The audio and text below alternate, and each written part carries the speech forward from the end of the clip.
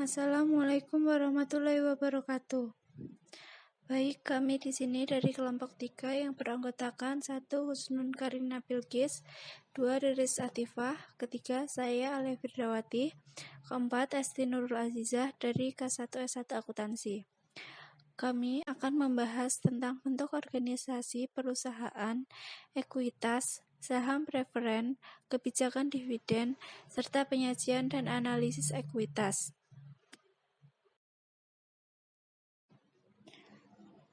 Bentuk organisasi perusahaan. Apa sih perusahaan itu?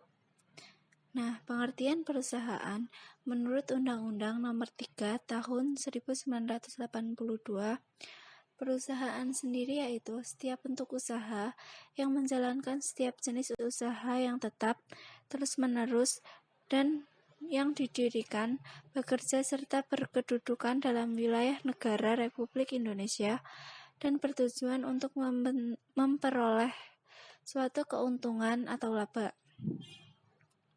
Keuntungan utama dari suatu perusahaan adalah fasilitas untuk menarik dan mengumpulkan sejumlah besar suatu modal. Selanjutnya, karakteristik dari bentuk perusahaan yang mempengaruhi akuntansi. Yang pertama, pengaruh hukum perusahaan. Setiap pendirian perusahaan harus mengirimkan dokumen persyaratan penggabungan perusahaan ke badan pemerintah, sesuai dengan negara di mana penggabungan diizinkan. Nah, setelah memenuhi persyaratan, badan pemerintah menerbitkan izin perusahaan, sehingga perusahaan dapat diakui sebagai entitas hukum.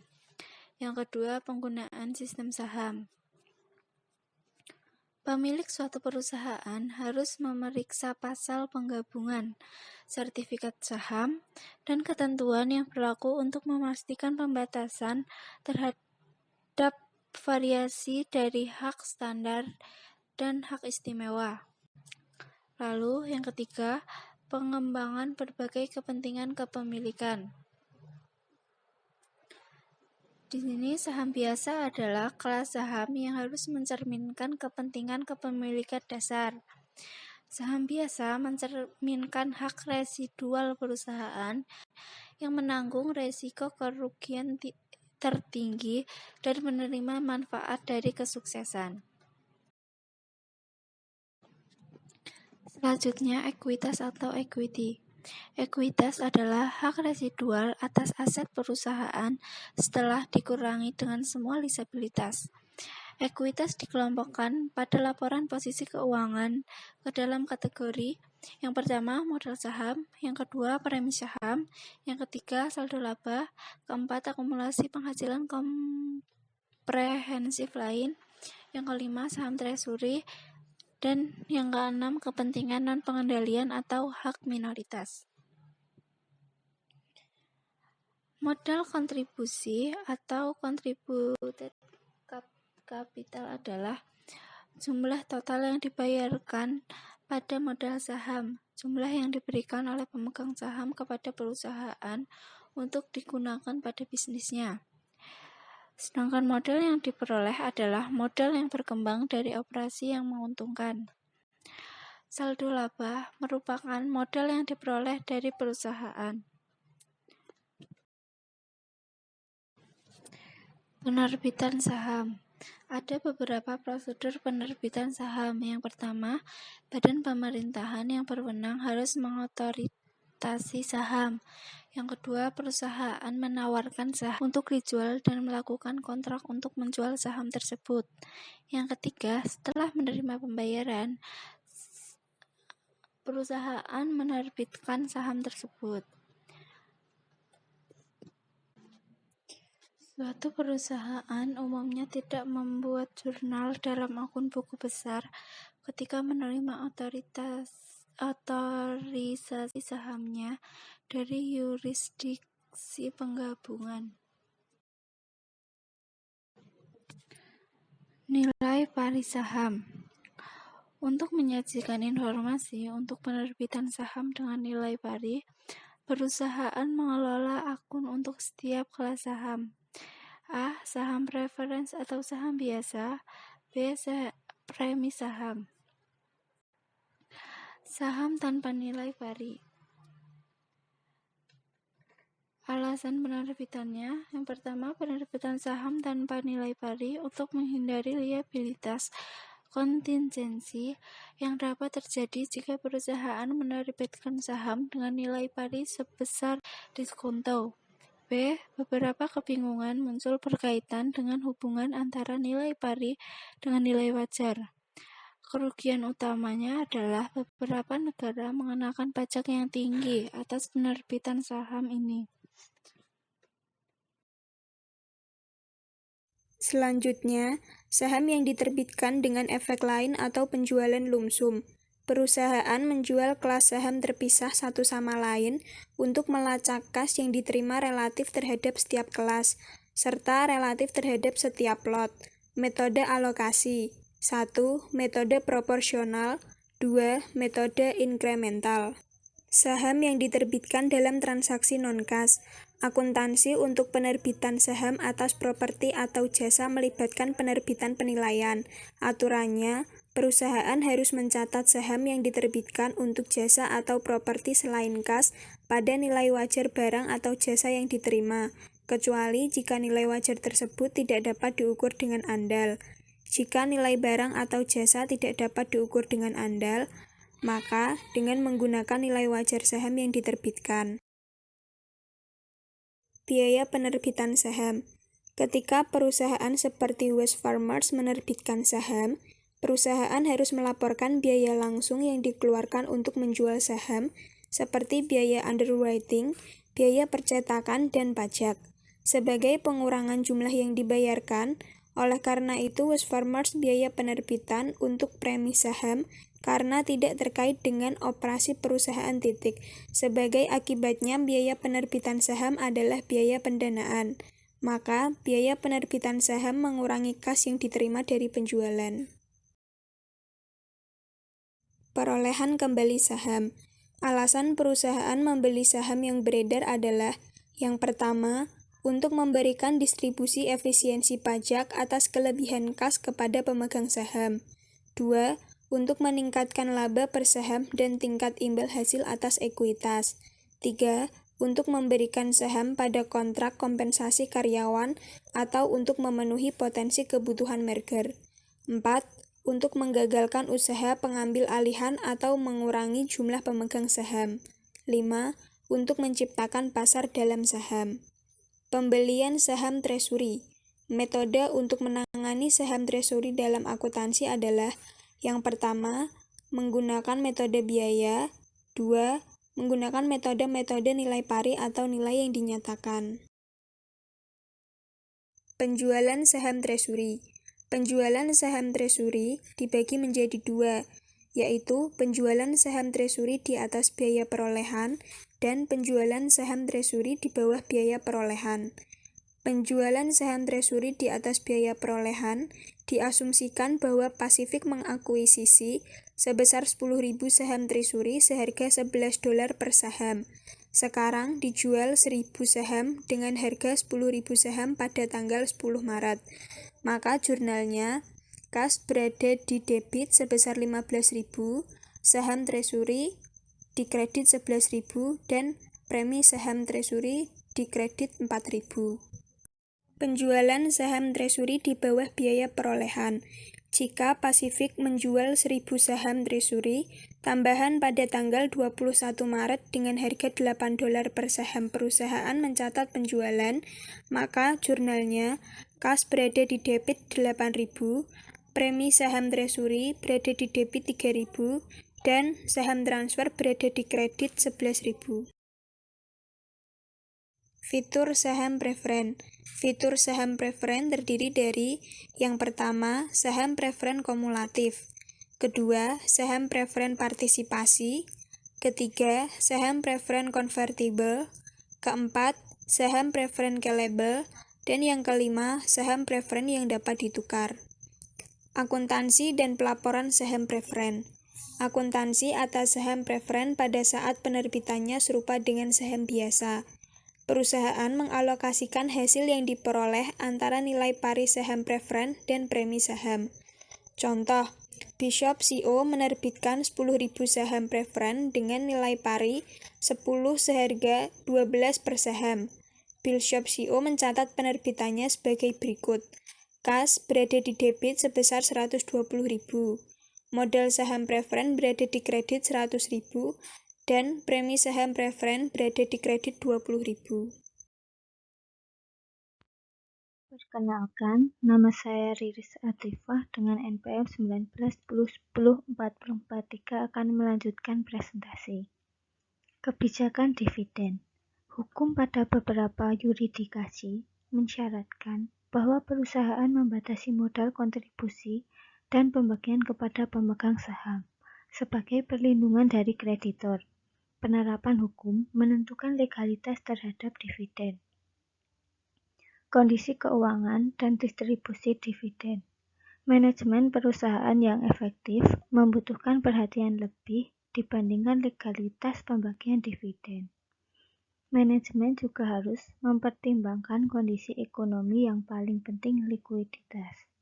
Keberadaan likuiditas jangka pendek secara kuat menunjukkan bahwa perusahaan membutuhkan kas untuk melunasi utang lancar pada saat jatuh tempo.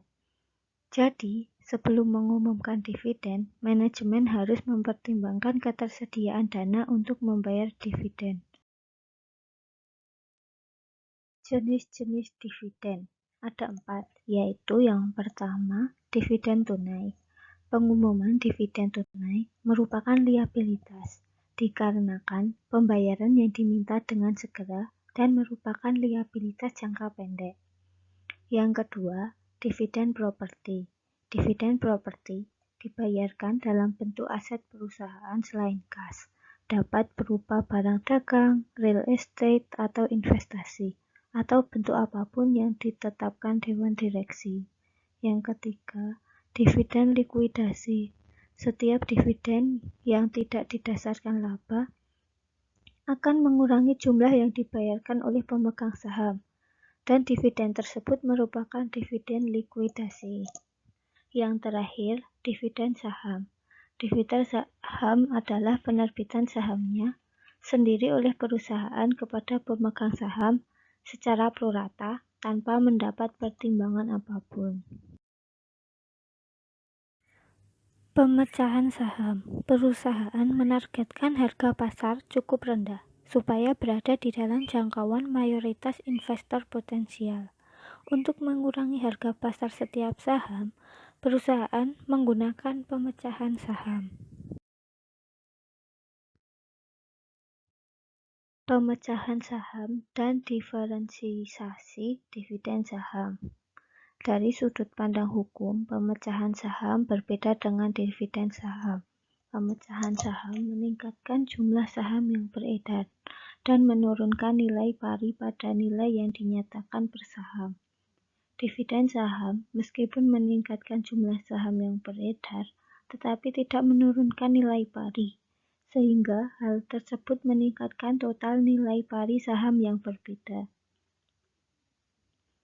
Dividen dikeluarkan karena perusahaan mungkin hanya ingin mempertahankan keuntungan dalam bisnisnya dengan mengkapitalisasi sebagai saldo laba. Pengungkapan pembatasan pada saldo laba. Pembatasan tersebut sebaiknya diungkapkan dengan catatan atas laporan keuangan. Tanda notasi terkadang digunakan, tetapi pembatasan yang diberlakukan oleh indentur, obligasi, dan perjanjian pinjaman biasanya mensyaratkan penjelasan yang panjang. Pembatasan dapat didasarkan ada retensi saldo laba tertentu, kemampuan untuk mempertahankan kebutuhan modal kerja tertentu. Penyajian dan analisis ekuitas. Penyajian ekuitas laporan keuangan. Ilustrasi. Frost Company harus mengungkapkan hak terkait dan hak istimewa dari berbagai efek yang beredar. Perusahaan harus mengungkapkan semua hal, preferensi dividen dan likuidasi, hak partisipasi, hak dan tanggal penarikan, konversi atau harga pelaksanaan dan tanggal yang terkait, kebutuhan dana pelunasan obligasi, hak suara tidak biasa, dan jangka waktu kontrak untuk menerbitkan saham tambahan dalam jumlah yang besar. Preferensi likuidasi harus diungkapkan pada bagian ekuitas dari laporan posisi keuangan, bukan pada catatan atas laporan keuangan, untuk menekankan kemungkinan dampak pembatasan dalam arus kas masa depan. Sebelumnya, perkenalkan, nama saya Esti Nurul Azizah. Materi selanjutnya yaitu contoh dari laporan keuangan ekuitas. Sebuah perusahaan fresh company ekuitas tertanggal 31 Desember 2011. Modal saham prefer nilai pari sebesar 100 euro, 7% kumulatif, 100.000 saham diotorisasi, 30.000 saham diterbitkan dan beredar, sehingga dapat dihasilkan menjadi 3 juta euro. Modal saham biasa tanpa nilai pari, nilai yang dinyatakan 10 euro per saham, 500.000 saham diotorisasi, 400.000 saham diterbitkan, sehingga dapat dihasilkan menjadi 4 juta. Dividen saham biasa yang dapat didistribusikan yaitu sebesar 200.000, sehingga dapat dijumlahkan yaitu sebesar 7.200.000 euro. Semi saham preferen sebesar 150.000, premi saham biasa sebesar 840.000, jika ditambahkan menjadi 990.000.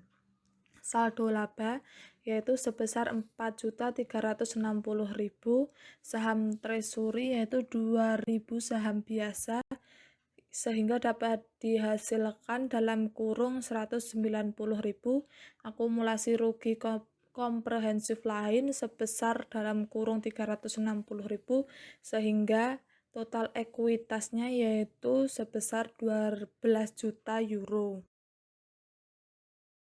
Selanjutnya yaitu penyajian laporan perubahan ekuitas. Perusahaan juga diwajibkan untuk menyajikan laporan perubahan ekuitas yang meliputi 1.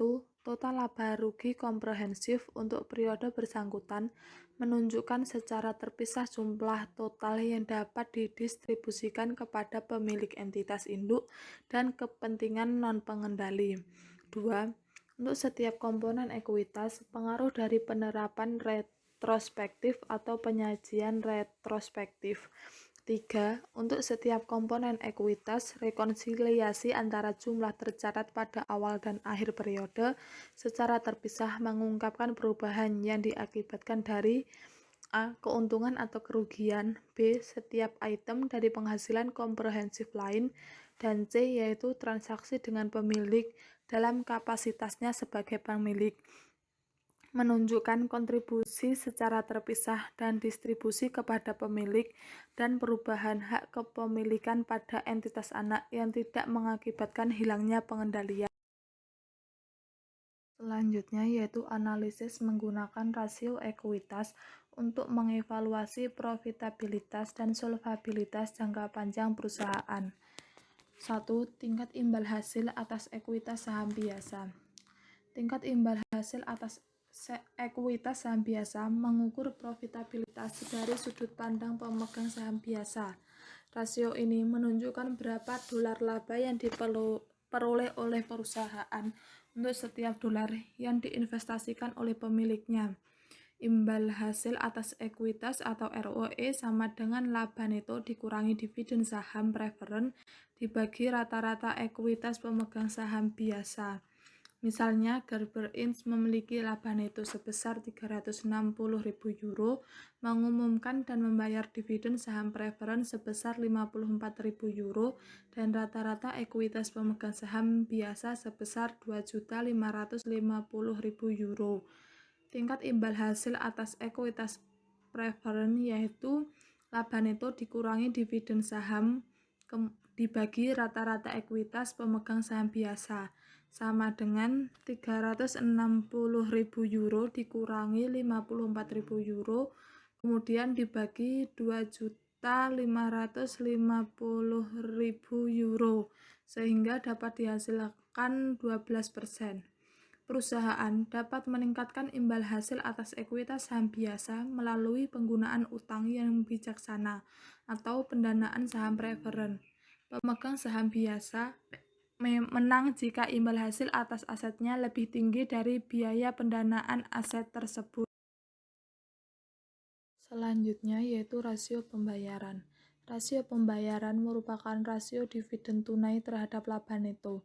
Jika saham preferen beredar, rasio ini sama dengan dividen tunai yang dibayarkan kepada pemegang saham biasa, dibagi dengan laba neto yang tersedia bagi pemegang saham biasa. Sebagai contoh yaitu Troy CO memiliki dividen tunai sebesar $100.000 dan laba neto sebesar $500.000 dan tidak ada saham preferen yang beredar, sehingga rasio pembayaran sama dengan dividen tunai dibagi laba neto dikurangi dividen saham preferen, sama dengan $100.000 dibagi $500.000 sama dengan 20%. Selanjutnya yaitu nilai buku per saham. Nilai buku per saham merupakan jumlah yang akan diterima setiap saham jika perusahaan dilikuidasi atas dasar jumlah yang dilaporkan dalam laporan posisi keuangan. Nilai buku per saham sama dengan ekuiditas biasa dibagi dengan saham biasa. Sebagai contoh, ekuitas pemegang saham biasa Chan Corporation adalah €1.000.000 dan Chan memiliki 100.000 saham biasa yang beredar, sehingga nilai buku per saham sama dengan ekuitas pemegang saham biasa dibagi jumlah saham yang beredar, yaitu $1.000.000 dibagi 100.000 sama dengan $10.000 per saham. Sekian presentasi dari kelompok 3. Jika ada kesalahan mohon dimaafkan. Wassalamualaikum warahmatullahi wabarakatuh.